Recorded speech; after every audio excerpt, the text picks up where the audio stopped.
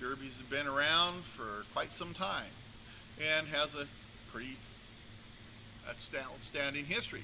The Derby first came about, there is a nobleman in England, the Prince D.Bay.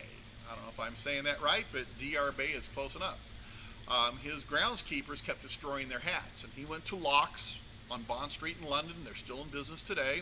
He said, make me hats my groundkeepers cannot hurt, destroy. And they called him in. He put this on the ground. He stood on it. He didn't crush it. And he said, give me 100 of them. And that was the birth of the Derby. Derbies, historically, have been hard hats. You'll see pictures of miners in Pennsylvania leaning on the shovel, the Irish usually, and they're wearing a derby because if a rock hits you in the head, didn't quite hurt. So it was the first real hard hat. When you get down historically, more into the Edwardian period, early 1900s, you'll find they're very light, very thin. They weren't hard like the 1800 ones were because they're more for fashion and style. As you see on the table here, there's the bullet derby. It's more pointed. You have different heights. Some of them are very quite tall. Depends on who the hat maker was and where you're coming from.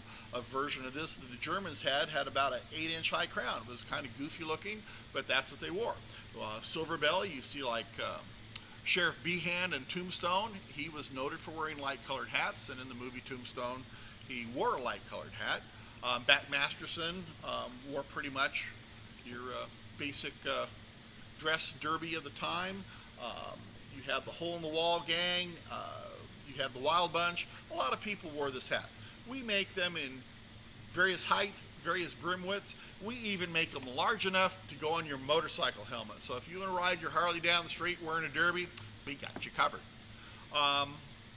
So that's basically derbies. They're still popular today for a lot of people for costuming and just wearing. So if you need a derby, pick your color, pick your height, and pick your brim width, and we can make it for you. This is David Johnson signing off for DbarJ Hat Company. If you have a subject or questions, get a hold of us at DbarJHats@yahoo.com. Make your next brand the DbarJ brand, and we'll be seeing you later.